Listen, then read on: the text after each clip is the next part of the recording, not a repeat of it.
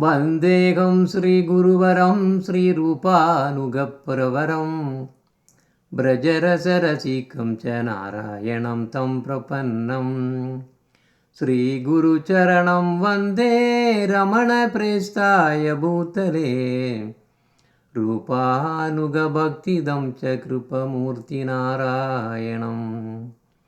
सेवाकुञ्जे व्रजे रम्ये गोवर्धनगिरौ सदा राधाकुण्डे रसानन्दे तदसेवाप्रदायकं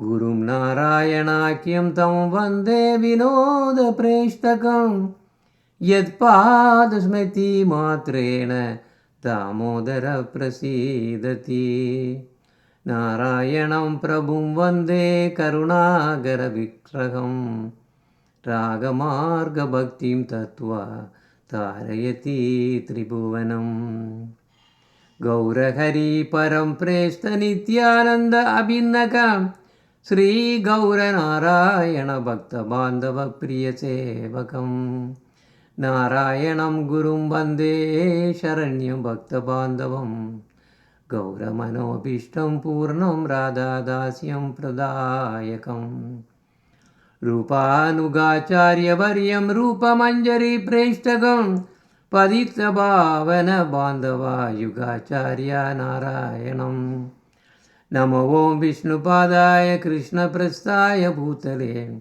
श्रीमदे भक्तिवेदान्तस्वामिनिधि नामिने ॐ अज्ञानतिमिरान्धस्य ज्ञानाञ्जनशलाकया चक्षुरुन्मिलितं येन तस्मै श्रीगुरवे नमः। जय श्रीकृष्ण चैतन्य प्रभु नित्यानंद श्री अद्वैत गदाधर श्रीवासादि गौरभक्तवृंद हरे कृष्णा कृष्णा कृष्णा हरे हरे हरे राम राम राम हरे हरे. அனைத்து பக்தர்களுக்கும் பணிவான நமஸ்காரங்கள். ஸோ இன்றைக்கி நாம் பார்க்க போகிறது அத்தியாயம் 12. அத்தியாயம் 12ல் பாகம் 2. போன வகுப்பு ஏன்னா ரெண்டு வாரத்துக்கு வகுப்பு இல்லை. அதுக்கு முந்தான நம்ம என்ன பண்ணோம், பாகம் 1 இது பண்ணோம். நித்திய தர்மமும் சாதகங்களும் சாத்தியமும் அப்படிங்கிறது டாபிக். அப்போ சாத்தியம்ங்கிறது எனது பரம குறிக்கோள், அது சாத்தியம். சாதகங்கள்னால் அதை அடையிறதுக்கு நாம் என்ன செய்யணும் அப்படிங்கிறது அது சாத்தியம், சாதகம். அப்போ போன வகுப்பில் பாபாஜி மகாஷாவாய பிரஜநாத் கேட்காரு. அதாவது ரொம்ப சுருக்கமாக சொல்கிறேன். அவர் கேட்கக்கூடிய கொஸ்டின்ஸ் 2 கொஸ்டின்ஸ். ஒரு ஜீவனின் உண்மையான நிரந்தரமான குறிக்கோள், அதான் சாத்தியம்னா என்ன, குறிக்கோள் என்ன, அந்த சாத்தியத்தை அடைவதற்கு ஜீவன்கள் என்ன செய்யணும், அதுதான் டாபிக்.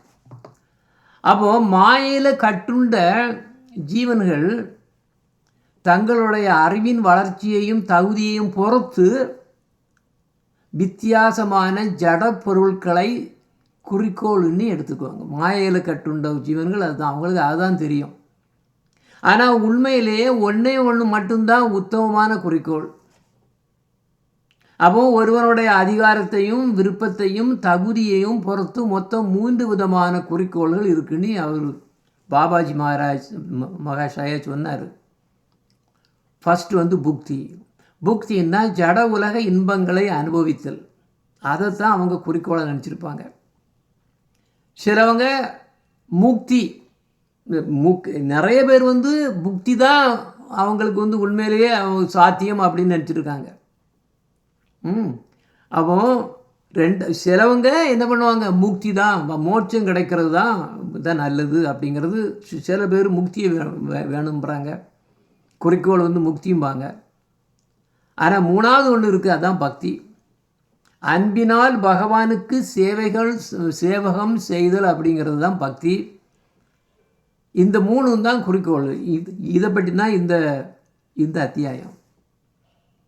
அப்போ நார்மலாக ஜட உலக விஷயங்களில் நல்ல சிக்கப்பட்டு எல்லா இந்த உலகத்தில் இருக்கக்கூடிய இன்பங்கள் எல்லாத்தையுமே அனுபவிக்கணும் அப்படிங்கிறக்கூடிய நிறைய பேர் வெறியாக இருப்பாங்க. இவங்க தான் அநேகமாக இவங்க இப்படி தான் இருக்கும்.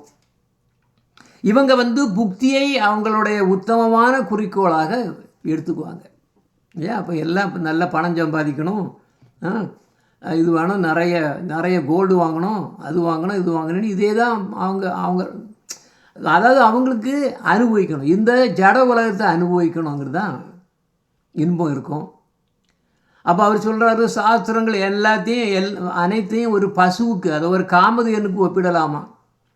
இந்த காமதேனுவில் இருந்து ஒருவன் எதை கேட்டும் வாங்கிக்கலாம்.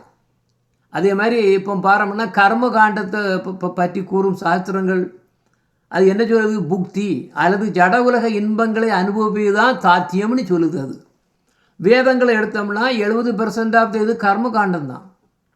அதில் கொஞ்சம் அப்புறம் மிச்சம் இருக்கக்கூடிய ஒரு 20 உபநிஷத்துக்கள், அது ஞான காண்டம். பக்தியை பற்றி வர்றது, பியூர் பக்தி வர்றது அங்கே ரொம்ப கம்மி. அப்போ நீங்கள் பார்த்தீங்கன்னா ஜலைய சாஸ்திரங்கள் புக்தி அல்லது ஜட உலக இன்பங்களை அனுபவிப்பது தான் தாத்தியம் அப்படின்னு கூறுது. அப்போ அவ என்ன பண்ணுவோம், இந்த ஜட உலகங்களில் ஜட உலகங்களில் என்னென்ன ஆனந்தங்கள் உள்ளன அது எல்லாம் கிளியராக சொல்லி கொடுக்கும். அவற்றை எப்படி அனுபவிக்கலாம், நீ இந்திரனை தொழுதா உனக்கு இது கிடைக்கும், இந்திரலோகம் கிடைக்கும், அது கிடைக்கும், இது கிடைக்குன்னு இப்படியே எல்லாம் எழுதி வச்சிருக்கு. அப்போ ஜட உடல்களை பெற்ற ஜீவன்கள் அனைத்திற்கும் பெரும்பாலும் இந்த ஜட உலக இன்பத்திலே தான் நாட்டம் இருக்கும். ஒரு ஜீவன் தன்னுடைய பிறப்பிலிருந்து இறப்பு வரையிலும் அனுபவிக்கக்கூடிய இந்த இன்பத்துக்கு ஐக்கிக்க சுகம்னு பேர். ஐக்கிக்க சுகம்னு பேர், அதாவது இம்மையில் பெறும் இன்பம் அப்படின்னு பேர். இதை தவிர ஒரு ஜீவன் இறந்த பின்னர் அடையும் விதவிதமான சுகங்களும் உள்ளன. அதுவும் புக்தி தான். இன்னும் நம்ம புக்தி எதுக்கு வரல, ஏன்னா முக்திக்கு வரல, புக்தியை பற்றி தான் சொல்லிகிட்டு இருக்கோம். இப்போ நம்ம சாப்டர் கண்டினியூ ஆகுது. அப்போ ஒரு ஜீவன் இறந்த பின்னர் அடையும் விதவிதமான சுகங்களும் இருக்குது. வித்தியாசமான மறு உலகங்களில் ஒரு ஜீவன் பெறும் இன்பங்களுக்கு முத்திரிக்க சுகம்னு பேர். அதாவது மறுமையில் இன்பம் பெறும் இன்பம்னு பேர்.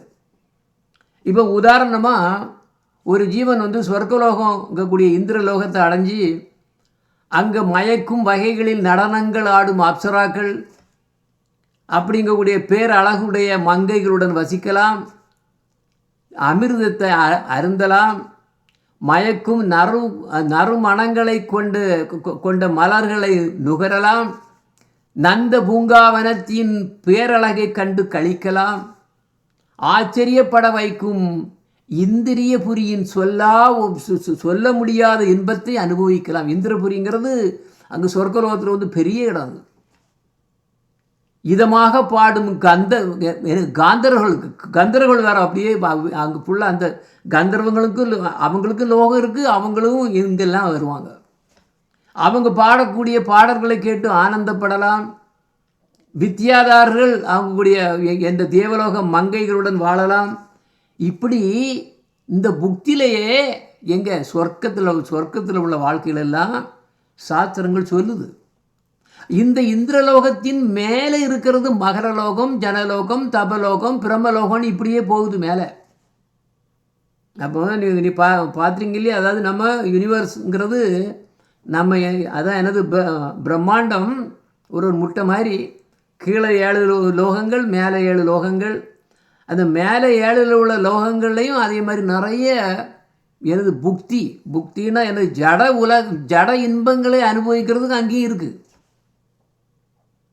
அப்போ சாஸ்திரங்களில் இந்திரலோகத்தை பற்றித்தான் நிறைய எழுதியிருக்கு ஆக்சுவலாக. அப்போ மகரலோகம், ஜனலோகம், தபலோகம், பிரம்மலோகம் இவதை பற்றி ரொம்ப குறைவாக தான் இருக்குது.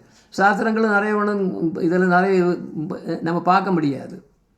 இருந்தாலும் நம்ம பூலோகத்தில் உள்ள இன்பம் அற்பம் ஆக்சுவலாக இருக்கிறதுலே. நம்ம கீழே உள்ள ஒழுங்க 7 லோகம், கீழே உள்ள லோகம் அது கஷ்டம். அது ஃபுல்லாகவே கம்ப்ளீட்டாக அங்கே என்ஜாய்மெண்ட்டே கிடையாது, எப்போவுமே கஷ்டம்தான்.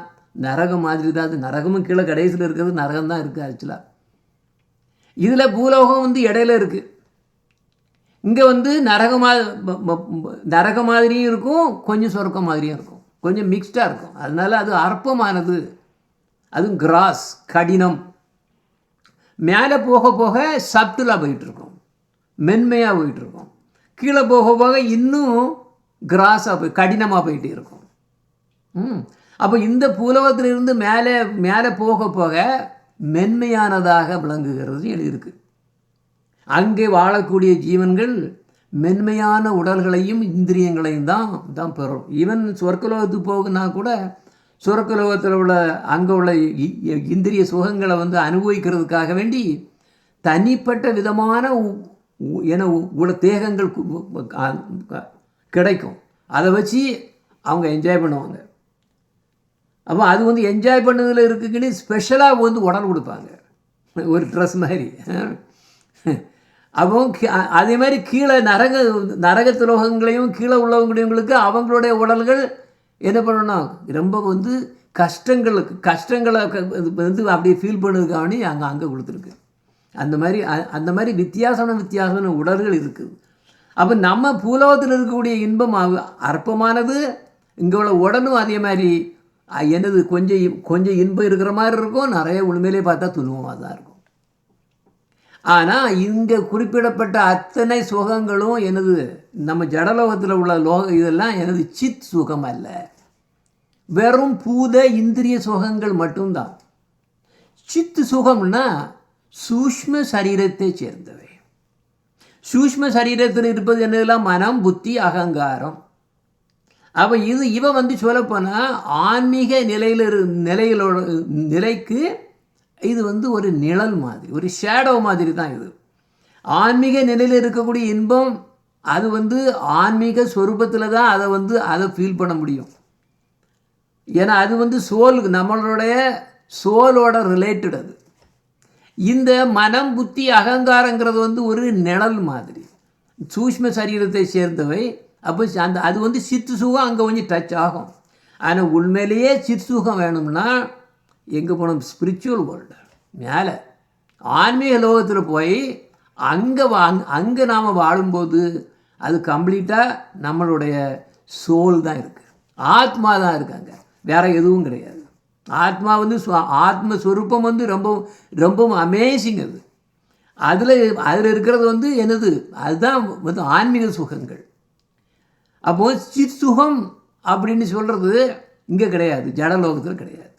அப்போ இந்த ஜட உலகங்களால் ஒருவனுக்கு கிடைக்கும் அனைத்து ஆனந்தங்களுக்கும் எனது பேர் புக்தின்னு பேர். இல்லை புக்தியை தான், இன்னும் நம்ம புக்தியை விட்டு நம்ம இன்னும் வரலை. அதுக்கு புக்தி, முக்தி, அதே மாதிரி பக்தினா சுத்த பக்தியை வந்து சுத்த பக்தியை தான் பக்தின்னு சொல்லணும். அப்போ இந்த புக்தியை அடைவதற்காக ஒரு ஜீவன் கடைப்பிடிக்கும் சாதனைக்கு தான் கர்மம்னு பேர். அவன் இந்த லோகம் போய் அங்கே அனுபவிக்கணும் அப்படின்ட்டு எல்லாம் எழுதுகிறான், வேதங்களெல்லாம் படிக்கிறான். யஜுர்வேதத்தில் எழுதியிருக்கு, என்ன எழுதியிருக்கு, ஸ்வர்க காமோ அஸ்வமேதம் யஜேத. வேறு ஒன்றும் இல்லை, சொர்க்க இன்பம் உனக்கு வேணுமா, அஸ்வமேத யாகம் பண்ணு, ஈஸியாக கிடச்சிரும். நீ பார்த்தீங்களா, எல்லாம் நிறைய வந்து அசுரர்கள் எல்லாம் என்ன பண்ணாங்க, இப்படி இந்த மாதிரி யாகங்களும் பெரிய எல்லாமே பண்ணி தான் கடைசியில் இந்திர பதவியை அவங்க கிடச்சிக்குவாங்க. அப்போ ஒருத்தன் வந்து புக்தி அடையணுன்னா சாஸ்திரங்களில் வித்தியாசமான சாதகங்களை செய்யறதுக்கு சொல்லியிருக்கு. இந்த அத்தியாயத்துக்கு என்னது பேர், சாத்தியங்களும் சாதகங்களும். அப்போ புக்தி அடையணும்னா என்ன சொல்லியிருக்கு, அக்னிஷ்டோமா பண்ணு, ஒரு குறிப்பிட்ட விதமான யஜ்ஞம் பண்ணு. அதே மாதிரி தேவதைகளை நீ வழிபடு, தேவதைகள் வழிபட்டால் அவங்க ஈஸியாக சொர்க்கலோகத்துக்கு கொண்டு போயிடுவாங்க. அதான் இந்திரனை தொழு சந்திரனை தொழுன்னு எழுதுறது காரணம் தான். நிறைய கிணறுகள் தோண்டு, தேவதைகளுக்கு கோயில் கட்டு, மற்றவர்களுக்கு உதவி செய், அமாவாசை பௌர்ணமி நாளில் விசேஷமாக பூஜை செய். அப்போ இப்படி யாருக்கு ஜட உலக இன்பங்களை அனுபவிக்க ஆசையுள்ளதோ அவங்க என்ன பண்ணுவாங்க, புக்தியை தான் தங்களுடைய சாத்தியமாக எடுத்துக்குவாங்க. ஜட உலக இன்பமான புக்தியை தங்கள் சாத்தியம் என்று எண்ணுபவர்கள் கர்ம காண்டத்தை அனுசரிப்பார்கள்.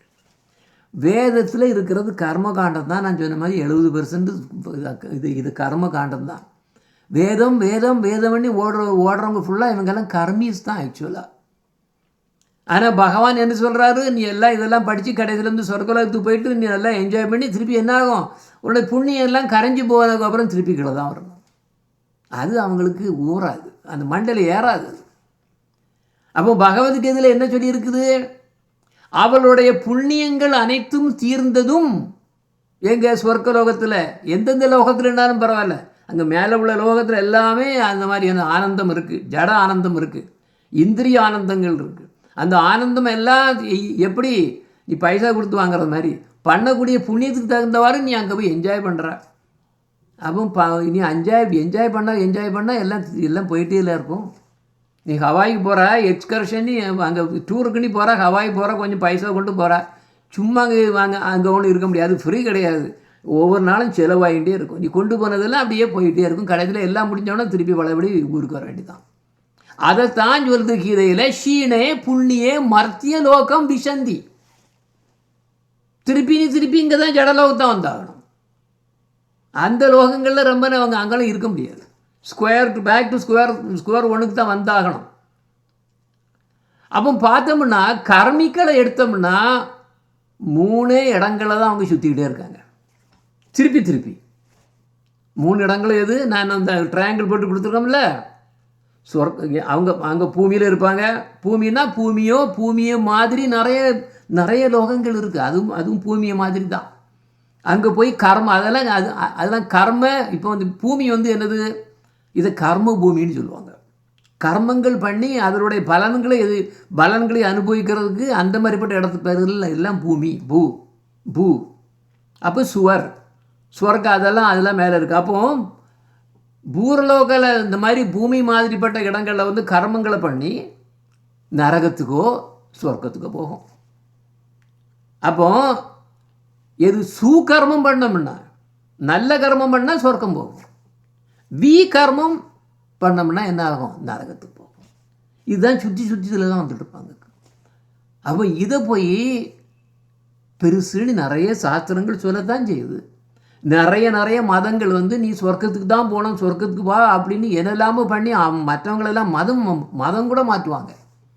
அவங்களுக்குள்ள அறிவு அவ்வளவுதான். இந்த 3 தான் சுற்றிட்டு வந்துருப்பாங்களே தவிர இது வேறு எதுவும் கிடைக்காது. அப்போ பூமி போன்ற கிரகங்கள், நரகங்கள், சொர்க்கங்கள் இவற்றில் மாறி சஞ்சாரிப்பார்கள். இதில் வந்து இந்த மாதிரி இவை அனைத்தும் எல்லாம் 14 லோகங்களும் இருக்கு இல்லையா, இதெல்லாம் பார்த்தோம்னா இது எல்லாமே டிஸ்ட்ரிபியூட்டட்.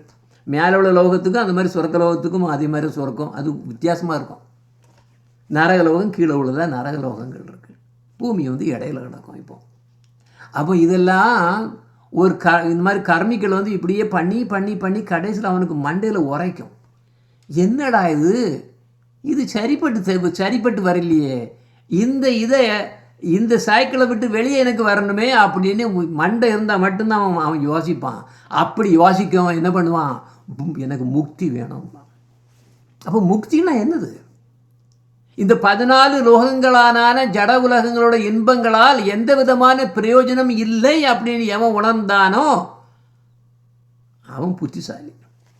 கொஞ்சம் புத்திசாலி, ரொம்ப ஒன்று புத்திசாலி இல்லை, உண்மையிலே புத்திசாலி. அவன் எனக்கு முக்தி பெறணும். அப்போ இந்த ஜட உலகங்களிலிருந்து தப்பிக்க வேண்டும் நீ நினைக்காங்க, இன்னொரு பிறவி இருக்கக்கூடாது அப்படின்னு நினைக்கிறாங்க. அதனால் அவர்கள் முக்தி அல்லது மோட்சம் அப்படிங்கிறதுக்கு மோட்சம் கிடைக்கிறதுக்காண்டி அவங்களுக்கு ஆசை இருக்குது. அந்த கர்ம சம்சாரத்தில் இருந்து விடுபட ஆசைப்படுவாங்க. அப்போ அந்த புக்தி அவங்க எப்படி நினைக்கிறாங்க, ஒரு கை கால் விலங்கு அப்படின்னு எண்ணி மோட்சம் கிடைக்கிறத வந்து ஒரு உண்மையான சாத்தியம் அப்படின்னு அவங்க நினைக்கிறாங்க. ஷீனே புண்ணியே மர்த்தியோ லோகம் விசந்தி. அப்போ அவன் என்ன நினைக்கிறான், இந்த ஜட உலக ஆனந்தம் உங்களுடைய புக்தி வந்து அழிவு உண்டுன்னு நினைக்கிறான். அது நிரந்தரமல்ல அப்படின்னு அறையிறான். அப்போ எவையெல்லாம் அழியக்கூடியதோ அவையெல்லாம் ஜட பொருட்கள், அவை ஆன்மீக பொருட்கள் அல்ல. அப்படின்னா ஒருவன் நிரந்தரமான குறிக்கோளை அடைவதற்காக மட்டுமே சாதகங்கள் செய்ய வேண்டும். அப்போது இந்த இந்த கேட்டகரி எனக்கு வந்து முக்தி வேணும்னு போகக்கூடிய கேட்டகரி புக்தியை நோக்கி ஓடக்கூடியவங்களோ எவ்வளவோ மேல். அப்போ நிரந்தரமான குறிக்கோளை எப்படி ஒருத்தன் அடையணுமோ அதுக்கு வேண்டிய சாதகங்கள் பண்ணணும். அப்போ சொல்லப்போனால் முக்தி அடைவது ஜீவன்களுக்கு ஒரு சொல்லப்போனால் நிரந்தரமான சாத்தியம்தான், அது மோசம் இல்லை. ஆனால் நம்ம என்ன பண்ண போகிறோம், இது அதை விடவும் மேலே இருக்குங்கிறத நான் இன்னைக்கு வந்து பார்க்க போகிறோம். அப்போ முக்தி அடையணும்னா 4 விதமான சாதகங்கள் அவன் பண்ணணும். நித்தியமான பொருளையும் நித்தியம் அல்லாத பொருளையும் ஆராய்ந்து தெளியணும். நித்தியமான பொருள் இதெல்லாம் ஆத்மா, பகவான், இதெல்லாம் நித்தியமான பொருட்கள். நித்தியம் அல்லாத பொருட்கள் எனது ஜடமெல்லாம் நித்தியம் அல்லாதது. அது மாறி மாறி போயிடும், அழியும் புண்ணு வரும், ஆழியும் புண்ணி வரும், பிரகிருதி. அது ஒன்று. ரெண்டாவது, இம்மையிலும் மறுமையிலும் உள்ள ஜட உலகங்கள், அங்கேயும் இந்த உலகத்திலையும் அந்த உலகத்திலையும் உள்ள எனது ஜட இன்பங்களை துறந்துடணும். மூணாவது, மனம் இந்திரியங்களை அடக்குவதுங்கக்கூடிய 6 விதமான கட்டுப்பாடுகளை மேற்கொள்ளணும். அதுதான் வாச்சோ வேகம், மனசா குரோத வேகம், உபதேசம் இருந்தா 6 வருதே. அப்போ அது அப்படி 6 விதங்களான கட்டுப்பாடுகளை மேற்கொண்டு மோட்சம் அடைவதில் ஆசை இருக்கும். இந்த நாலும் வந்து முக்கியமான இந்த ஸ்டெப்ஸ். எதுக்கு முக்தி அடைய 4 சாதகங்கள் இதுதான் உண்மையான சாதகங்கள். அப்போ இவற்றை முக்தியை விரும்பும் ஒருவன் இதை வந்து கடைப்பிடிப்பான் இல்லையா? அப்போ சாஸ்திரங்களை வரக்கூடிய ஞான காண்டத்தில் நான் என்ன சொன்னேன், வேதத்தை எடுத்தோம்னா 70% எனது கர்ம காண்டம், 20% ஆக்சுவலாக ஞான காண்டம். அப்போ ஞான காண்டத்தில் பண்ணோம்னா அவன் அதில் போவான். அப்புறம் அப்போ கர்ம காண்டம் ஒரு ஸ்டெப் மாதிரி. கர்ம காண்டத்துக்கு போயிட்டு தான் அங்கே போவான், ஞானத்துக்கு வரும். அடிபட்டதுக்கு அப்புறம் தான் எனக்கு இங்கெல்லாம் போகக்கூடாது, அடி தான் வாங்குறேன் அப்படின்ட்டு அவருக்கு ஞானம் வருது. அது ஞானம் வந்துட்டு தான் அவன் நேரம் முக்தி அப்படின்ட்டு முக்திக்கு பார்க்குறான். அப்போ முக்திங்கக்கூடிய சாத்தியத்தை அவன் என்ன பண்ணுவான், இந்த சாதகங்களை யூஸ் பண்ணி அவன் வேணுங்கிறத பண்ணுறான். ஆனால் ஒரு பெரிய இது என்னென்னா, இந்த முக்தி இருக்கே, இந்த முக்தி இது ஒன்றும் பெரிய உத்தமம் கிடையாது. பெட்டர் கர்ம காண்டத்தை விட ஞான காண்டம் பெட்டர். அப்போ கர்மிகளை விட ஞானி எவ்வளவோ பெட்டர். ஆனால் இந்த முக்தின்னு போகக்கூடியவங்க கூட என்ன ஆகும், என்ன முக்தின்னா என்னது, ஒருத்தனுக்கு அவருடைய அகங்காரம் கம்ப்ளீட்டாக கரைஞ்சி போகிறது தான் முக்தி. அப்போ என்ன ஆகும், அப்போ முக்தின்னு சொல்கிறான்னா நம்ம முக்தின்னா எதை சொல்கிறாங்கன்னா பிரம்ம ஐக்கியத்தை தான் முக்தின்னு மெயினாக சொல்லுவாங்க. அப்போ இந்த முக்தி அடையும் போது தன்னுடைய தனித்துவம் அழிஞ்சு போயிடும். அப்படின்னா அது முக்தி இல்லை. அப்போ இதன்படி ஒருத்தன் வந்து முக்தி அடைகிறான்னா தன்னையே அழித்து கொள்கிறான் என்று வருது. பாருங்க, ஒரு பூச்சி ஒரு பறவை தன்னை அழிக்கிறதுக்கு எங்கே ஓடுது, நேர ஒரு பெரிய ஃபயர், அதான் அந்த படம், அதில் உள்ள போய் அப்படியே செத்து போயிடுது. நீங்கள் பாருங்களேன், இதில் பார்த்தீங்கன்னா நம்ம நைட்டு இதிலெல்லாம் பார்த்து லேம்ப் வச்சுட்டு இருந்தோம்னா அங்கே அப்படியே ஈசலெல்லாம் வந்து பொத்து விழுந்து அதுலேருந்து தீலே விழுந்து அப்படியே சாகும். இதுதான் முக்தி, பிரம்ம ஐக்கியம் முக்திங்கிறது இதுதான். ஆனால் அப்போ பார்த்தோம்னா இது எப்படி, அது அங்கே போய் கம்ப்ளீட்டாக நான் வந்து ஸ்பிரிச்சுவல் சூசைடு, ஸ்பிரிச்சுவலாக நான் என்னையே கொல்றேன். ஆனால் இது வந்து ஜீவன்களுக்கு நம்ம ஜீவனுடைய நித்தியம், ஏன்னா ஜீவன்கள் வந்து நித்தியமானது. அப்போ எப்படி அழிக்க முடியும்? அப்போ ஜீவன்கள் நித்தியமானதுனால அவற்றை ஒருபோதும் அழிக்க முடியாது. இதைத்தான் ஸ்வேதாஸ்வர உபனிஷத்து என்ன சொல்ல, நித்தியோ நித்தியானா நாம் சேத்தனானாம்னு சொல்கிறது. அப்போ நித்தியமான அனைத்து ஜீவன்களிலும் ஈஸ்வரரே முத்தம்ங்கிறது நித்தியமான அணி வருது, நித்தியோ நித்தியானாம்னு வருது. அந்த நித்தியோ நித்தியானாம்ங்கிறது அது ஜீவன்கள், அது இல்லை, அதுக்கு மேலே ஈஸ்வரன்னு சொல்லுது. அப்போ சுய நினைவு கொண்ட அனைத்துக்களிலும் அவர் ஈஸ்வரர் தான் உத்தமம்னு சொல்கிறது. அப்போ இந்த சுய நித்தியம் இருக்கிறது ஜீவன், அது எப்படி ஜீவன் மாதிரி அழிய முடியும்? இங்கே தூங்குறது. ஆக்சுவலாக இன்னொரு எக்ஸாம்பிளை சொல்லப்போனால் இவங்க என்ன பண்ணுறாங்கன்னா முக்தின்னு அந்த இந்த சாயுஜ்ய முக்திக்கு போகக்கூடியவங்கெல்லாம் தூங்க போகக்கூடிய கேஸுகள் இதெல்லாம். பெர்மனெண்ட்டாக தூங்கக்கூடிய கேஸ். பெர்மனெண்ட்டாக இது உண்மையிலே பெர்மனெண்ட் கிடையாது. ஏன்னா அப்புறம் ஏதோ மில்லியனாக வருஷத்துக்கு அப்புறம் ஆண்டவன் என்ன பண்ணுவார், அப்படி ஒரு காலை வச்சு தட்டி விட்டுருவார். போய் என்னையா தூங்கிட்டு இருக்கா, போ இது உன்னுடைய தூங்குது உன்னுடைய குணம் கிடையாது. நீ எப்போவுமே ஆக்டிவாக இருக்கணும். ஜீவனுன்னா எப்போவுமே ஆக்டிவாக இருக்கணும். பகவான் எப்பவும் ஆக்டிவாக இருக்கார்ல, ஏன் போய் தூங்கிட்டு இருக்கா? அப்போ இந்த முக்தி உண்மையிலே ரொம்ப இது கிடையாது.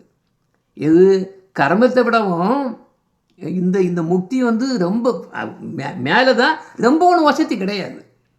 அப்போ இந்த மோட்ச நிர்வாணம் அப்படின்னு இவங்க சொல்கிறாங்களே, புத்திஸ்ட் நிறைய சொல்லுவாங்க. நிறைய பேர் பார்த்தீங்கன்னா மெடிடேஷன், அந்த டிரான்ஸ்லேட் மெடிடேஷன், அந்த மெடிடேஷன் பண்ணி எல்லாம் நிர்வாணம்னே போயிட்டு இருப்பாங்க. அப்போது இந்த மோட்ச நிர்வாணங்கிறது ஒரு உண்மையான நிலை கிடையாது.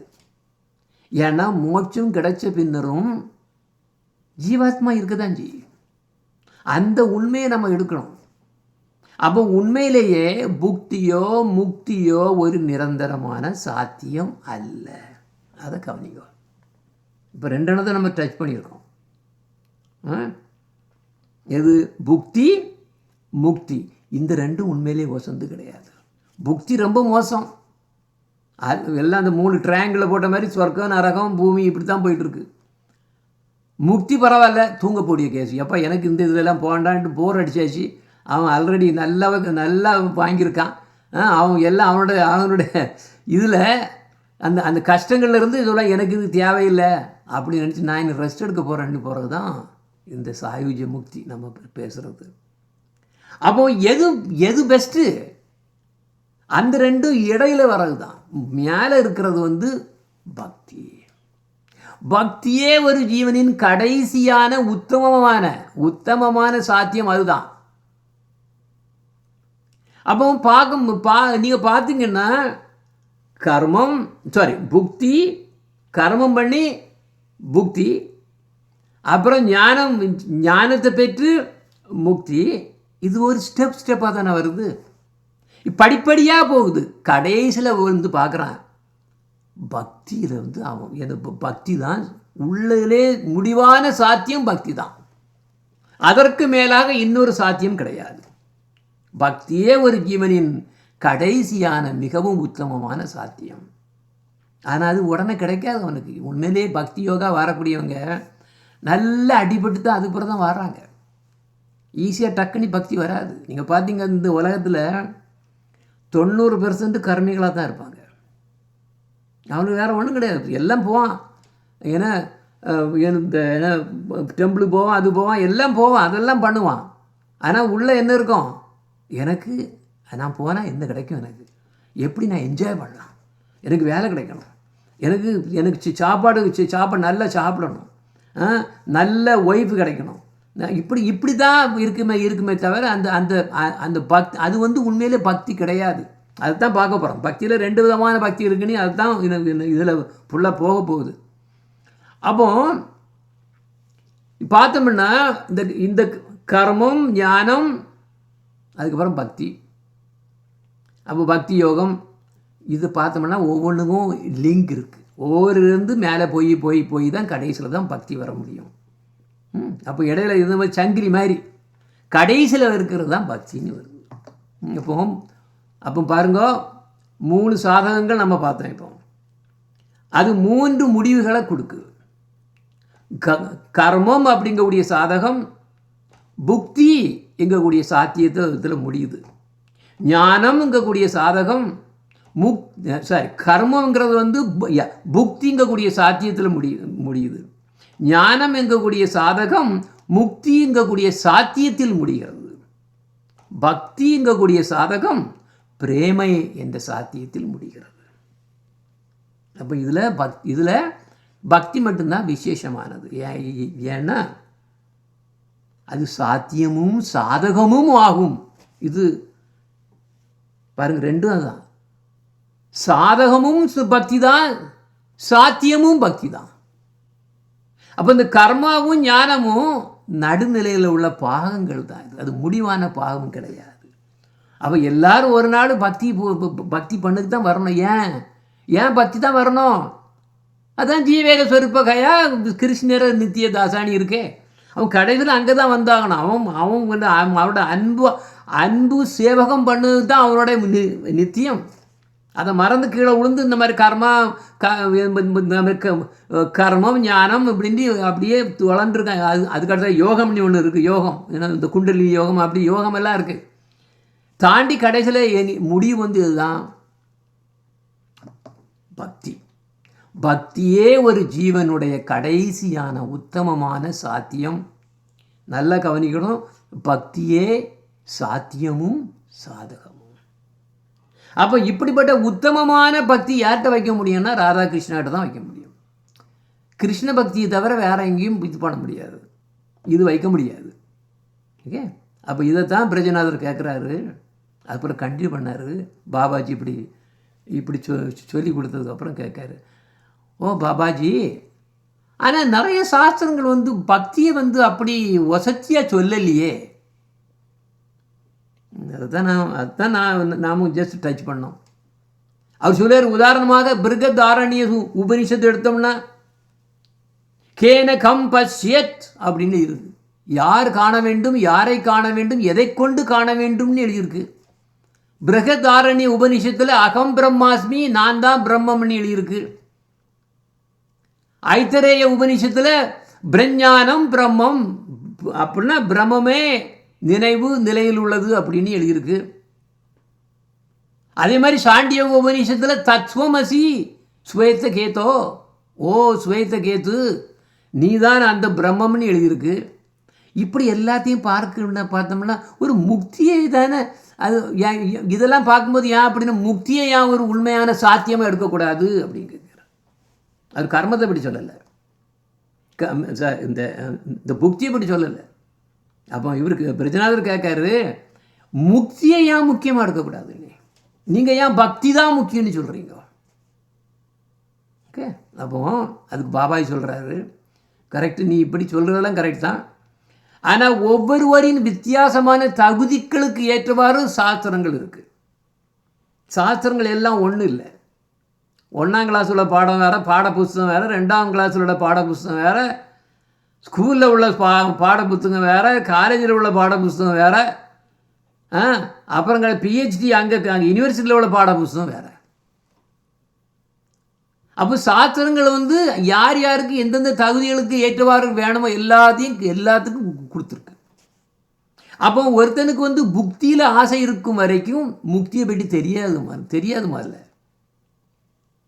அவன் சும்மா எல்லாம் ஏன்னா உறவு அது இது என்ன இதுதான் வீடு குழந்தை, இது எனக்கு வேலை பணம் திங்கணும் அது இதுதான் இருக்குமே தவிர அவனுக்கு வேற எதுவும் இன்ட்ரெஸ்ட் இருக்காது. இப்படியாங்க அடுத்த பிறவையில் என்ன பண்ண போகிறோம், எங்கே போகிறோங்கிறது அவனுக்கு இன்ட்ரெஸ்ட் கிடையாது. அதான் சொல்லார், அது பற்றி தெரியாது. அப்போ சாஸ்திரங்கள் வந்து எல்லா நிலைகள்லையும் இருக்கக்கூடியவங்களுக்காக வேண்டி எழுதியிருக்குது. இப்போ உதாரணமாக ஆபஸ்தம்ப ஸ்ரௌத்த சூத்திரம்னு ஒரு சூத்திரம் இருக்குது. அதில் அக்ஷம் வை சதுர்மசிய யாஜினக. அப்போ இதில் என்ன சொல்லுதுன்னா, சதுர்மாசிய விரதம் 4 மாதம் விரதம் இருந்தாலே போதுமா, சுரக்கத்தில் இடம் பிடிச்சிடலான்னு எழுதி வச்சிருக்கு. அப்போது அப்படி சொன்னோம்னா அப்போ அப்படின்னா முக்தி வந்து ஒரு விலையேற்ற பொருளும் இல்லை. அப்போ கர்மிகள் வந்து முக்தியை பற்றியுள்ள விஷயங்களை சாஸ்திரங்களில் வந்து காணவே மாட்டாங்க. அப்படின்னா வேத சாஸ்திரங்கள் முக்தியை பற்றி எதுவும் கூறவில்லை என்று எடுத்துக்கொள்ள வேண்டுமா? அப்படி இருக்கக்கூடாது. அதாவது கர்ம காண்டத்தை போதிக்கக்கூடிய சில ரிஷிகள் கர்ம காண்டத்தில் பற்றி நிறைய விஷயங்கள் சொல்லியிருக்காங்க. கர்மகாண்டம் அவன் என்ன சொல்கிறாங்க தெரியுமில்ல, நீ கர்மத்தை தான் பண்ணணும், நீ உனக்கு அந்த தகுதி வந்ததுக்கு பிறகு தான் நீ வந்து துறவரத்துக்கு போக முடியும் அப்படின்னு சொல்லியிருக்கு. ஆனால் உண்மையிலே அது வந்து நல்லா பார்த்தோம்னா சரி கிடையாது. அது யாருக்காண்டி சிலவங்களுக்காண்டி எழுதி வச்சிருக்கு, எல்லாருக்கும் அது பொருந்தாது. அப்போ அது உண்மையிலே சரியில்லை. ஆனால் இது எல்லாம் ஆன்மீகத்தில் தாழ்ந்த நிலையில் இருக்கக்கூடிய ஜீவன்களுக்காக அவங்க வந்து தங்களுடைய நிலையிலிருந்து படிப்படியாக மேலே வரணும் அப்படிங்கக்கூடிய காரணத்தால் அது எழுதி வச்சிருக்குது. அப்போ பார்க்கும்போது என்ன இது வருது, எது சிறந்தது? கர்மத்தை விட ஞானம் சிறந்தது. ஞானத்தை ஏன்னா ஞானம் வந்து முக்தியை கொடுக்கு. ஆனால் கர்மகாண்ட சாஸ்திரங்கள் ஞானத்தை வந்து ப்ரைஸ் பண்ணதுக்கு பதிலாக புகழ்வதற்கு பதிலாக அது கர்மம் செய்வது தான் பொழுது இருக்குது. இதில் தான் இதில் தான் ரொம்ப கேர்ஃபுல்லாக இருக்கணும். இங்கே தான் நமக்கு குரு தேவை. ஏன்னா ஒரு இது அங்கே ஏதாவது ஒன்று டக்குன்னு எங்கே ஒன்று எடுத்து கொடுத்துட்டு இதுக்கு என்ன அர்த்தம், இது இப்படி சொல்லுதேம்பா. ஆனால் அது ஒரு கடல், சாஸ்திரங்கள் ஒரு கடல். அப்போ நமக்கு எது வேணுங்கிறத உறிஞ்சி கரெக்டாக அந்த ஸ்வான் அது என்ன சொல்லுவாங்க, அந்த அன்னப்பறவை கரெக்டாக அந்த பாலை மட்டும் எடுக்கும். அதே மாதிரி நம்ம எதுக்கு வேணுமோ, நம்ம நிலையில் என்ன நிலையில் இருக்கிறோமோ அந்த நிலைக்கு தகுந்தவாறு நமக்கு வேண்டியது எடுக்கணும். அதனால தான் குரு தேவை. அப்போ பார்த்தீங்கன்னா சாஸ்திரத்தில் கர்மத்தை பற்றியும் நிறைய புகழ்ந்து எழுதியிருக்கு. வேறு சில சாஸ்திரங்கள் ஞானத்தை பற்றி எழுதியிருக்குது. அதே மாதிரி பார்த்தோம்னா தத்துவமசி, அகம் பிரம்மாஸ்மி கூடிய மந்திரங்கள்லாம் எதுக்கு, நிர்வாண முக்தி அடைவதற்கு தகுதி உள்ளவர்களுக்காக கூறப்பட்டவை. கர்மிகள் அதை எடுத்துகிட்டு என்ன பண்ண போகிறான்? அவனுக்கு அது என்னென்ன புரியாது முதல்ல. அப்போது நான் அது ஆனால் தப்புன்னு சொல்ல முடியாதே. ஆனால் ஞானம் உத்தமமான ஆனால் ஞானம் வந்து உத்தமமான சாதகம் அல்ல, அதுக்கு மேலே இருக்கிறது. அதுக்கு மேலே தான் என்னது, பக்தியே உத்தமமான சாதனம். அப்போ எது சிறந்தது? கர்மம் இல்லை, ஞானம் கர்மத்தை விட நல்லது. அதை விடவும் நல்லது பக்தியே. ஸோ பக்தி தான் உத்தமமான சாதனம், பிரேம பக்தியே உத்தமமான சாத்தியம்.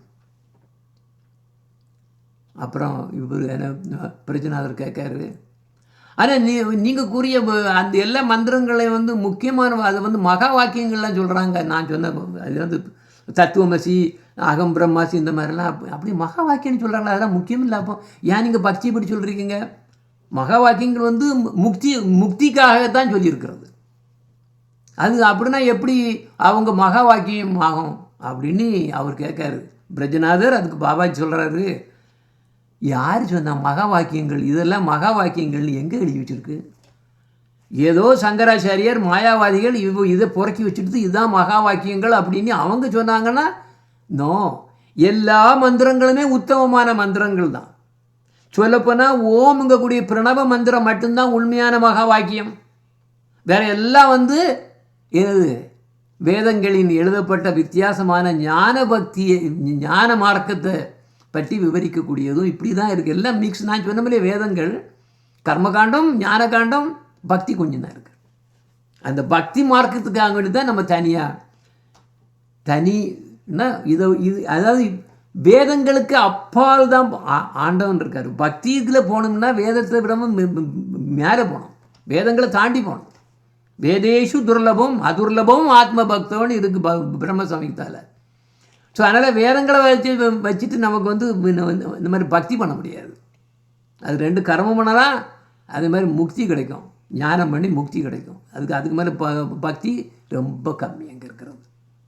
அப்போ அவர் சொல்லுவார், வேதங்களில் இருக்கக்கூடிய வந்து அந்த இது மட்டும் மகா வாக்கியங்களும், வேதங்களில் எல்லா வாக்கியங்களுமே நல்ல வாக்கியங்கள் தான். அது அப்படி இப்படின்னு பிரிக்கிறது அது அவங்களுடைய இஷ்டத்துக்கு தகுந்தவாறு, அவங்களுடைய கொள்கைக்கு தகுந்தவாறு அவங்க கொடுக்கக்கூடிய பேர் தான். அதே தவிர நம்ம அந்த மாதிரி சொல்ல முடியாது அப்படின்னு சொல்லிட்டு, வேதங்கள் வந்து ஒரு பசுவை மாதிரி, அந்த அதோட பாலை கறப்பவர் வந்து யார், ஸ்ரீ நந்தநந்தனன் அப்படின்னு சொல்லிட்டு அது பகவத்கீதையில் உள்ள 6வது அத்தியாயத்தில் 46, 47 2 ஸ்லோகாவை சொல்கிறாரு. என்ன அர்த்தம், என்ன வருது? ஓ அர்ஜுனா, பலன்களை எதிர்பார்த்து கர்மம் செய்யும் கர்மிகளையும் சூன்யவாத ஞானத்தினால் முக்தியை அடைய விரும்பும் ஞானிகளை விடவும் ஒரு யோகி மிகச் சிறந்தவன். அப்போ யோகிங்கிறது இவங்க கர்மிகளோடவும் ஞானிகளையும் விடவும் மேலே உள்ளவன் வந்து யோகி. யோகனா எல்லாத்தையும் திறந்துட்டான், எல்லாத்தையும் திறந்துட்டு எல்லாத்தையும் கம்ப்ளீட்டாக ஒன்லி எது ஆண்டவனுக்கு பண்ணக்கூடியது அவ்வளோமே ஆண்டவனுக்குன்னு அப்படி அர்ப்பணிக்கிறதா. அதனால் நீ யோகியாக ஆகு அப்படின்னு சொல்லிட்டு அதுக்கு அடுத்தால ஒரு ஸ்டெப் வைக்கிறார். அதுதான் 47. ஆனால் அப்போ எப்படி கர்மி ஞானி அதுக்கு மாதிரி யோகி. ஆனால் என்னையே எப்போதும் தன் இதயம் நெகிழ தொடர்ந்து வழிபடும் என் பக்தனே அனைத்து யோகிகளிலும் சிறந்தவன் சொல்றார். அப்போ பக்தனுக்கு மேலே என்ன ஒன்றும் கிடையாது. ஒரு ஜீவனுக்கு பக்தியை தவிர வேறு அதுக்கு மேலே ஒன்றும் கிடையாது, எந்த ஒரு சாத்தியமும் கிடையாது. ஆனால் பக்தின்னு வரும்போது குரு வந்து இம்பார்ட்டண்ட்டாக வருவார், ரொம்ப முக்கியமாக வருவார். ஏன்னா இந்த சாஸ்திரங்கள் எல்லாத்துக்காக வேண்டி எழுதி வச்சுக்கூடிய சாஸ்திரத்தில் எதெல்லாம் நமக்கு பக்திக்கு அனுகூலமோ அதைத்தான் நமக்கு எடுக்கணும், அதை ஒரு குரு தான் கொடுக்க முடியும். அப்போ நமக்கு குரு பக்தி இருக்கும்போது அது என்ன பண்ணுமா, சாஸ்திர ரகசியங்களை எல்லாம் கொடுத்துரும். இதை பற்றி தான் ஸ்வேதா உபநிஷத்தில் ஒரு ஸ்லோகம் வருது. யஸ்ய தேவே பராபக்திர் யதா தேவே ததௌ குரௌ தசி யைதே கதித்தாக அர்த்தாக பிரகாஷந்தே மகாத்மனான்னு வருது. அப்போ எப்படின்னா வேற ஒன்றும் இல்லை, தன்னுடைய குருவை ஸ்ரீ பகவானின் நிலையில் வைத்து, அப்போ குருவை வந்து பகவானுடைய நிலையில் வைத்து பராபக்தி கொண்டிருக்கும் ஒரு சிஷியனுக்கு எல்லா வேத சாஸ்திரங்களும் ரகசியங்களும் முழுவதுமாக உதித்துவிடும் அப்படின்னு அது சொல்லுது இந்த உபனிஷத்து, ஸ்வேதாஸ்வதர உபனிஷத்து. அதே மாதிரி கோபால தாபனி உபனிஷத்தில் வருது, பூர்வ விவாகால 15வது ஸ்லோகம் வருது. இந்த ஸ்லோகம் வருது, பக்தி ரஸ்ய பஜனம் தத் இகோ மூத்ரோபாதி நைராஸ் ஏ நைவா முஷ்மின் மனச்ச கல்பனம் ஏதத் ஏவச்சா நைஷ்கர்மியம். அப்படின்னா ஸ்ரீ கிருஷ்ணரை சந்தோஷப்பட வைக்கக்கூடிய இதுக்கு தான் பக்தின்னு பேர், தான் பஜனை. ஸ்ரீகிருஷ்ணரை மகிழ்விப்பதற்காக செய்யும் பக்திக்கு பஜனைன்னு பேர். அப்போ இந்த பஜனை மட்டும்தான் செய்யணும். நான் அந்த இது பிளாகில் போஸ்ட் பண்ண மாதிரி சில கிஷோர கௌர கிஷோர பாபாஜி சொல்லுது மாதிரி ஒன்றே ஒன்று தான், மனுஷ ஜென்மம் எடுத்தால் ஒன்றே ஒன்று தான் பண்ணணும், பஜனை தான். ஹரிபஜனை தவிர வேறு எதுவும் கிடையாது, அதெல்லாம் நாம் மேனுஃபேக்சர் பண்ணுது. ஹரிபஜனை ஒன்று தான் தான் ரியல், அது மட்டும்தான் பண்ணணும், வேறு எதுவுமே பண்ண வேண்டியது. அதெல்லாம் நீங்கள் மாயையில் மாட்டுறீங்கன்னு அர்த்தம். அதனால தான் எனக்கு அது பண்ணணும், இந்த ஒர்க்கை பண்ணணும், இதை பண்ணணும்னு ஒவ்வொன்றா நீங்கள் பாட்டு, அது நீங்கள் போட்ட வேலை, அது உண்மையில் நிச்சயம் கிடையாது. அப்போ ஸ்ரீகிருஷ்ணரை மகிழ்விப்பதற்காக செய்யும் பக்திக்கு பஜனைன்னு பேர். அப்படின்னா அந்த பக்தன் இந்த உலக ஜட இன்பங்கள், அதே மாதிரி மறு உலக அந்த இந்திரலோக இன்பங்கள் எல்லாத்தையும் துறந்து தன் மனத்தை ஸ்ரீகிருஷ்ணருக்கு மட்டுமே அர்ப்பணித்து அவரிடம் முழுவதுமாக ஒன்றிணைந்து பொங்கும் பிரேமையினால் வழிபடுவான். அதான் அந்த ஸ்லோகம் சொல்லுது. இப்படி செய்யும் பஜனை ஒரு பக்தனை அனைத்து கர்ம விளைவுகளிலிருந்தும் விடுதலை அளிக்கிறது. அவங்க சுற்றி கிடக்காங்களே அந்த 3 ஒரு ட்ரையாங்கிள்லாம் காணிச்சனே, இதெல்லாம் தூக்கி எல்லாம் அறந்து போயிடும். பக்தி கிடச்சுன்னா நீ முன்னால் ஜென்மம் எத்தனையோ கோடிக்கணக்கான ஜென்மங்களில் பண்ண போயிருந்தா அவ்வளவு இது கர்மம் எல்லாம் அழிஞ்சு போயிடும். அது நல்ல கர்மமோ மோசமான கர்மமோ எல்லாமே அழிஞ்சு போயிடும். ஆன்டிபயோட்டிக்ஸ் எடுக்கிற மாதிரி நல்ல பாக்டீரியாவும் போயிடும், மோசமான பாக்டீரியாவும் போயிடும். ஏன்னா நமக்கு அங்கே உள்ள என்ஜாய்மெண்ட்டோ எங்கள் சொர்க்கத்தில் உள்ள என்ஜாய்மெண்ட்டும் கிடையாது, அதே மாதிரி நரகத்தில் உள்ள கஷ்டங்களும் கிடையாது, எல்லாம் அழிஞ்சு போயிடும். அதான் ஆன்டிபயோட்டிக்ஸ் மாதிரி. அப்போ இதை பற்றி பிருகதாரண்ய உபனிஷத்தில் ஒரு ஸ்லோகம் வருது, ஆத்மானம் ஏவ பிரியம் உபாசீத அப்படின்னு வருது. அப்போ உத்தமமான யார், உத்தமமான பரமாத்மானா எல்லாரும் இதுலேயும் எல்லாரோட இதுலேயும் இருக்க ஹார்ட்லேயும் இருக்கார். அந்த கிருஷ்ணரை ஒருவன் மிகவும் நேசமுடன் வழிபட வேண்டும் அப்படின்னு கரெக்டாக ஃபைனலாக ஸ்டேட்மெண்ட் போட்டிருக்கு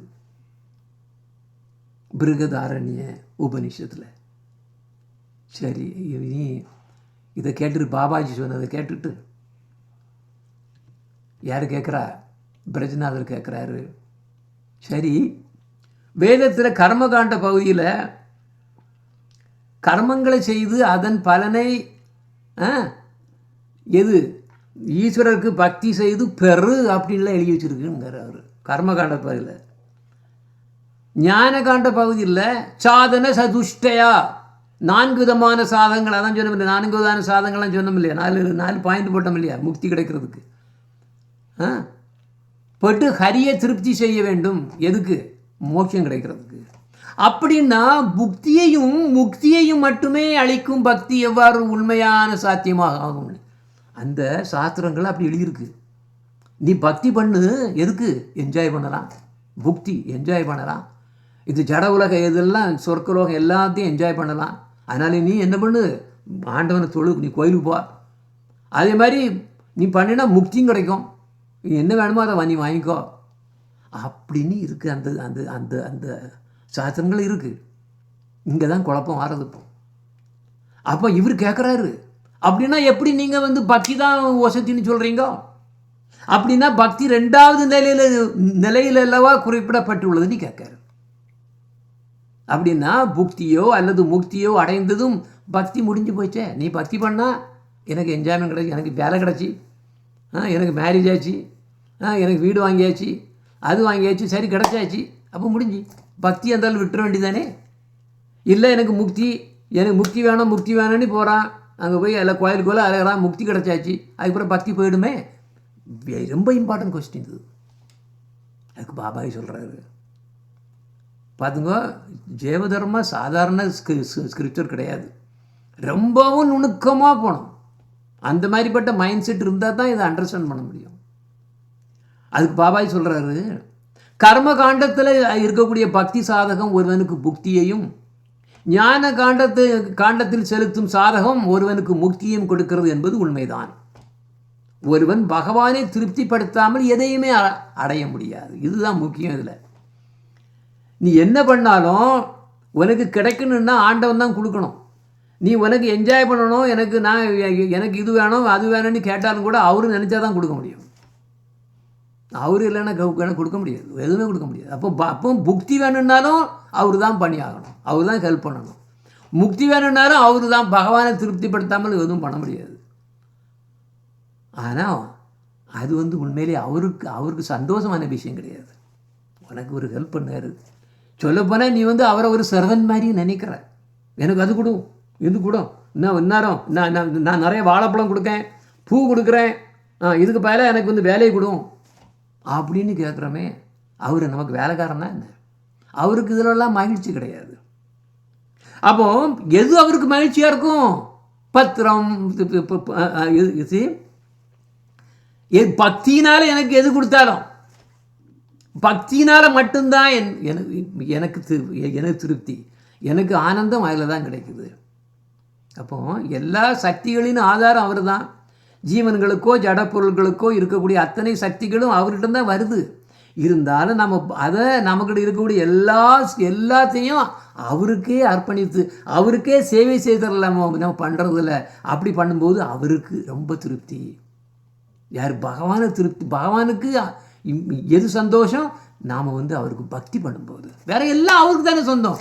ஏதாவது இருக்கா நமக்கு? ஏதாவது சொந்தம் ஏதாவது உண்டா? கிடையாது. இது மட்டும்தான் நம்ம கொடுக்க முடியும். கர்மமோ ஞானமோ ஒருபோதும் பகவானை திருப்தி செய்ய முடியாது. அவை ஜீவன்கள் பகவானிடம் செலுத்தும் பக்தி ஆபாசத்தால், ஆபாஷானா சாயல்னு அர்த்தம், நிழல்னு அர்த்தம். அப்போ இப்போ என்ன வருதுன்னா, பக்தியில் 2 விதமான பக்தின்னு வரப்போகுது. இப்போ இங்கே தான் வருது. அடுத்த டாபிக் நம்ம அதுக்கு தான் நாம் ஸ்டெப் எடுக்கிறோம். இப்போ பக்தியை வச்சு புக்திக்கும் கேட்கலாம், முக்திக்கும் கேட்கலாம். இது எல்லாமே என்னது? ஆபாச பக்தின்னு அர்த்தம். சாயல், நிழல், காயா சாயா. அப்போ வெறும் கர்மமும் ஞானமும் ஒருவனுக்கு தனியாக பலன்களை அளிக்க முடியாது. எனவேதான் கர்ம காண்டத்திலும் ஞான காண்டத்திலும் சாயலான பக்தியாவது இருக்க வேண்டும் என்று கூறுகிறது.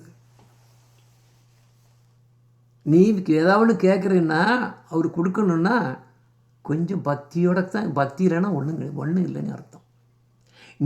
இங்கே இதில் இந்த சாஸ்திரங்களில் நீ அதை இது பண்ணி பகவானை வழிபட்டு நீ நீ நீ புக்தி எடுத்துக்கோ, என்ஜாய் பண்ணு, பகவானை வழிபட்டு நீ நீ வந்து முக்தியை கிடச்சிக்கன்னு சொல்கிறாங்களே, இது சுத்த பக்தி அல்ல. அதுதான் நம்ம டச் பண்ணோம். ஆபாச பக்தி இது சுத்த பக்தி அல்ல. இதுக்கு பேர் சாய பக்தி. இந்த வெறும் சாய பக்தி தான் இந்த கர்ம ஞான பலன்களை கொடுக்குது. இப்போ நம்ம டாபிக் வந்தோம்னா 2 வகையான பக்தி ஆபாசங்கள் இருக்கு. சுத்த பக்தியை பற்றி அப்புறம் பேசுகிறோம்.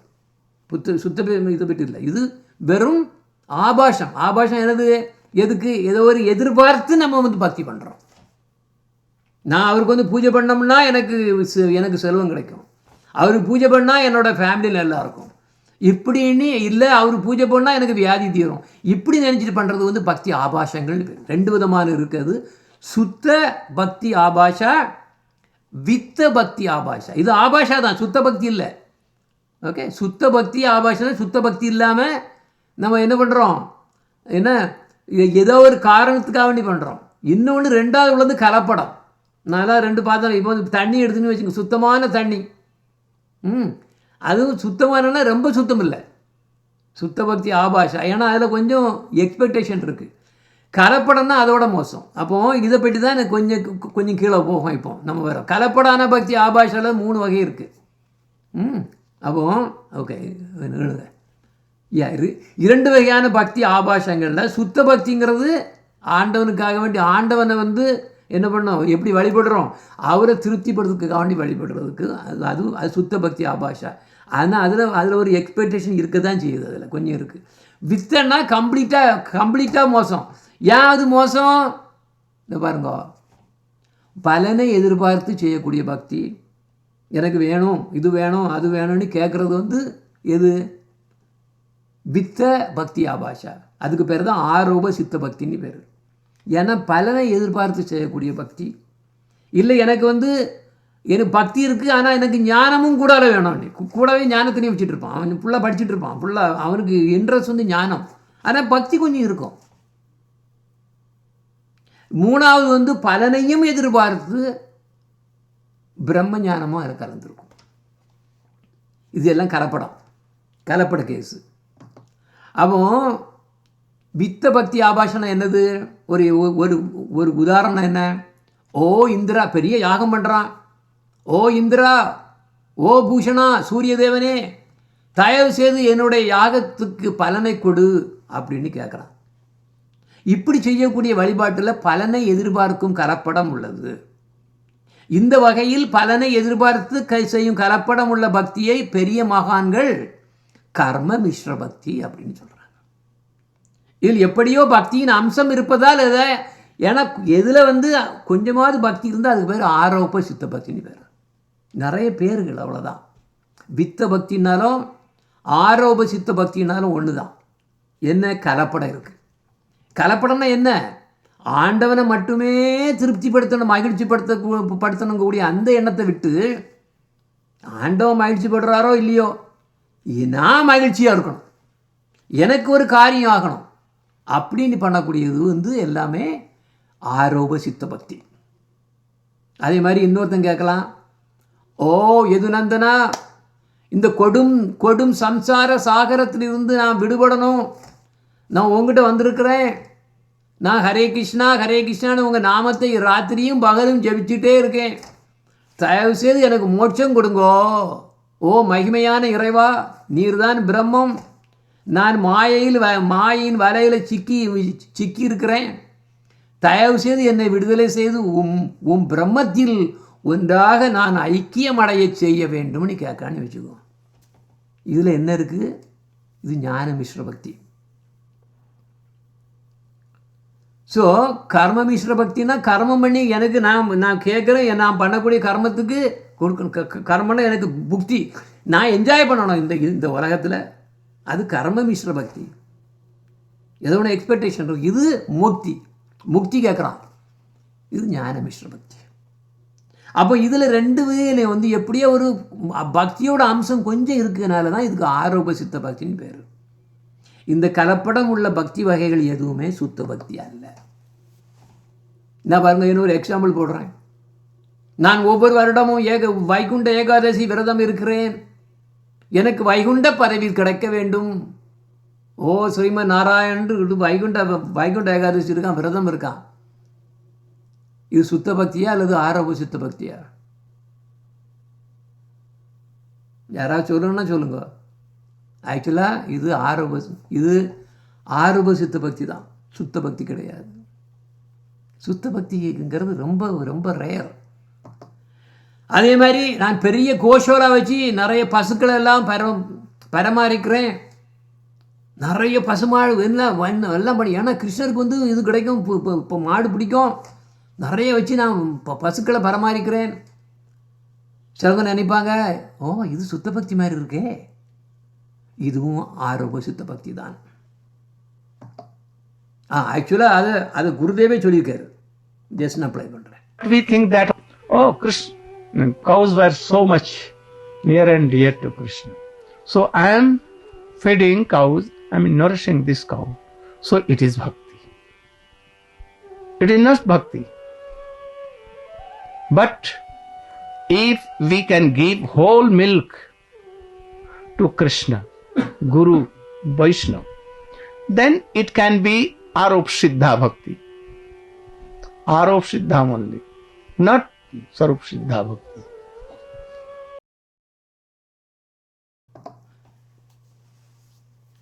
ஸோ இதெல்லாம் இப்போ பார்க்கணும்னா ஓகே, நான் அப்புறம் கடைசியில் குயிஸில் வரும் நிறைய. அப்போ சுத்த பக்தின்னா என்ன? பகவத்கீதையில் ஒரு ஸ்லோகம் வருது, ஸ்ரத்தாவான் பஜத்தே யோ மாம்சமே யுக்ததமோ மதக. என் மேல் முழு நம்பிக்கையுடன் என்னை வழிபடும் பக்தன் அனைத்து யோகிகளிலும் மேலானவன். முடிச்சுட்டார் அதில். அப்போ இங்கே ஸ்ரீகிருஷ்ணர் குறிப்பிடக்கூடிய பக்திக்கு சுத்த பக்தின்னு பேர். இதுதான் உண்மையான சாதகம். இந்த அத்தியாயம் என்னது? சாதகங்களும் சாத்தியமும். இதுதான் சுத்த பக்தி, இதுதான் உண்மையான சாதகம். இந்த பக்தி இன்னமும் மேலான நிலையை அடையும் போது அதற்கு பிரேமை எண்ணி பேர் வருது.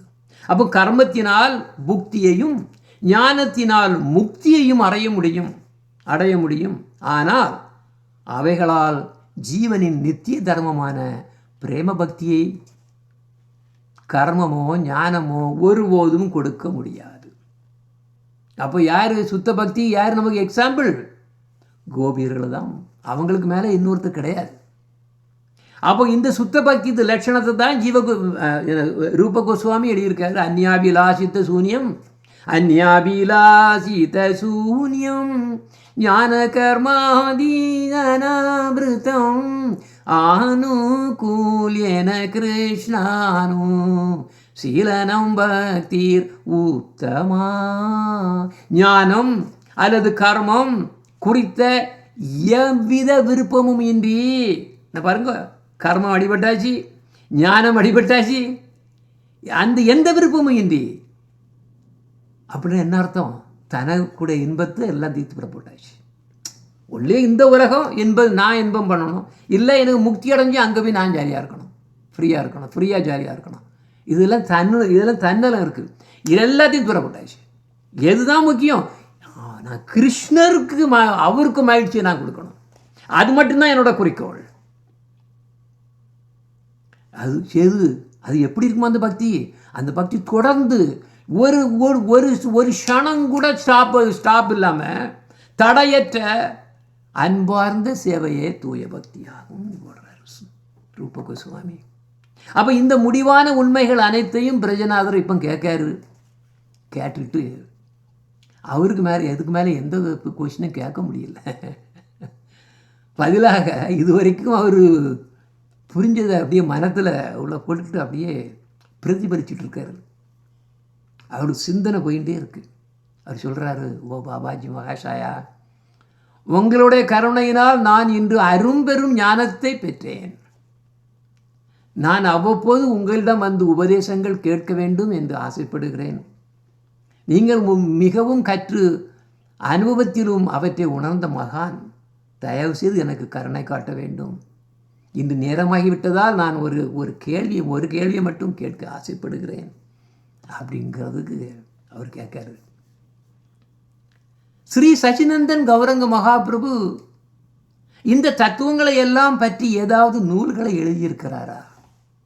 எழுதியிருந்தால் நான் அதை படிக்க மிகவும் ஆவலுடன் இருக்கிறேன் அப்படின்னு கேட்குறாரு. அதுக்கு பாபாஜி மகேஷ் ராய் சொல்கிறாரு, ஸ்ரீமான் மகாபிரபு தனியாக நூல்கள் எதுவும் எழுதவில்லை. ஆனால் அவரது உபதேசங்களில் இருந்தும் அவரது கட்டளையின் பேரில் அவரது சீடர்கள் நிறைய நூல்கள் எழுதியுள்ளார்கள். மகாபிரபு சிக்ஷ்டாஷ்டகம் என்று 8 சுலோகங்களில் அனைத்து வேதங்கள், வேதாந்தம், உபனிஷத்துக்கள் மற்றும் அனைத்து புராணங்களில் இருந்து முடிவான உண்மைகளை எழுதியுள்ளார்.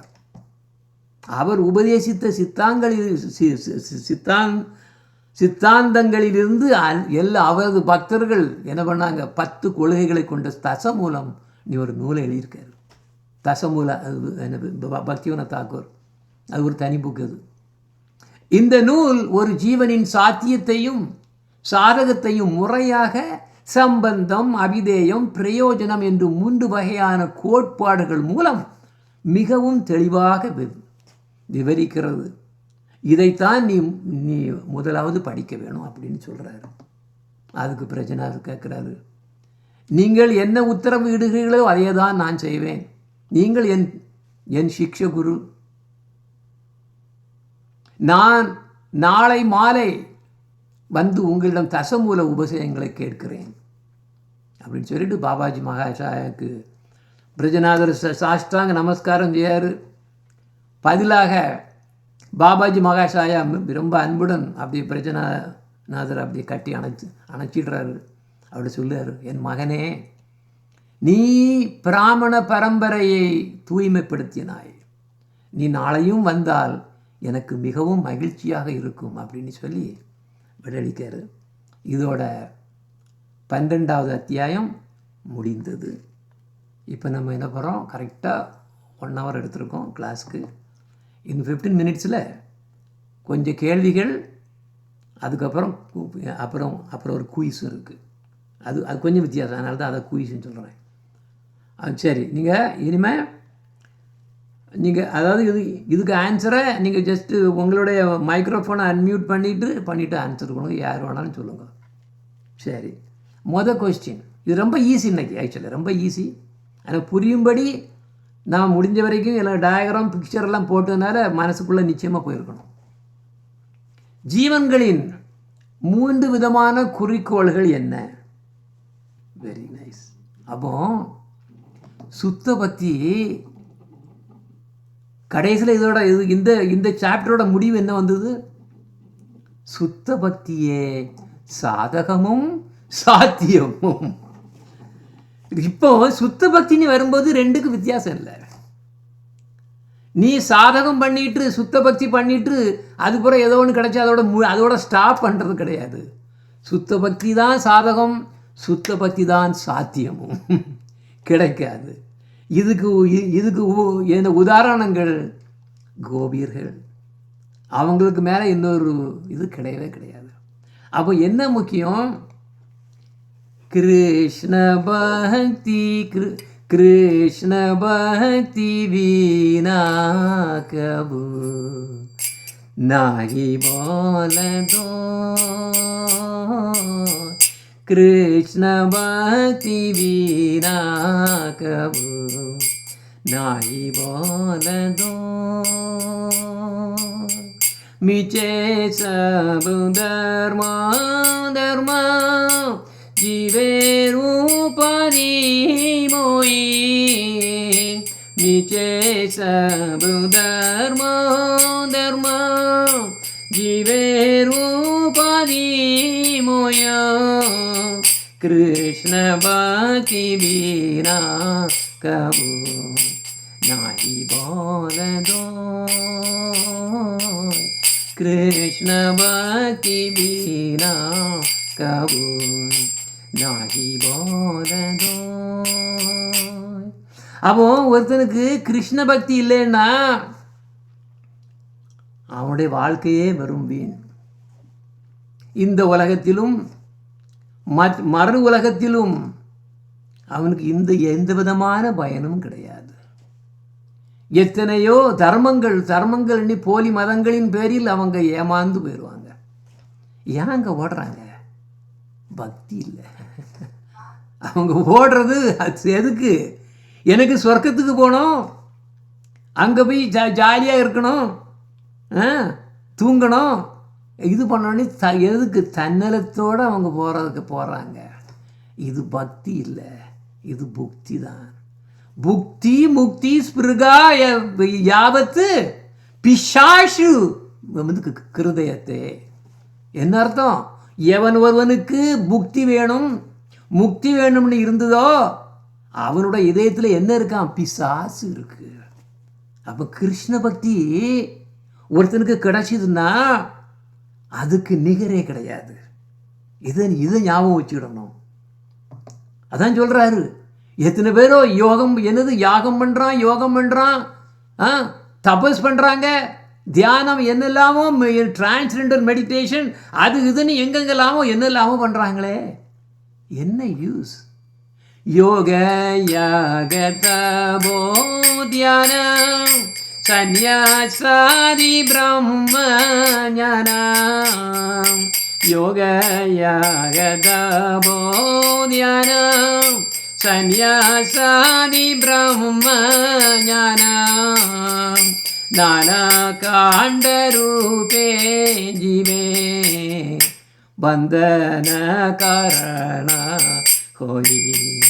नाना कांड रूपे जीवे बंधन कारण होई. என்ன அர்த்தம்? யோக சாதனங்கள் சாத்தியம். யோக சாதனங்கள், யாகங்கள், தபங்கள், தியானங்கள், பிரம்ம ஞானம், வேதம் படித்தல், மாயாவாத போலி சந்நியாசங்கள், இவை அனைத்தும் உண்மையில் அவர்களை மேலும் உலக பந்தத்தில் மட்டுமே கட்டி போடுகின்றன. இவை வெறும் வேஷங்கள். அப்போ கிருஷ்ண பக்தி கிடைச்சதுன்னா இதுக்கிடலாம் கம்பேர் பண்ண முடியாது. அவன் ஒருத்தருக்கு கிருஷ்ண பக்தி இல்லைன்னா தான் இப்படிலாம் ஓடிட்டு இருப்பான். கிருஷ்ண பக்தி வீணா கபு நாஹி போலதோ. கிருஷ்ண பக்தி வீணா கபு நாஹி போலதோ. மிச்சே சபு தர்மோ जीवेर उपाधि मोई. मिचे सब धर्म जीवेर उपाधि मोई. कृष्ण भक्ति बीरा कबू नाही बोलदो. அதுதான் பக்திவினோத் தாக்கூர். இது பக்திவினோத் தாக்கூர் எழுதின பஜன். அப்போ அவர் சொல்கிறாரு,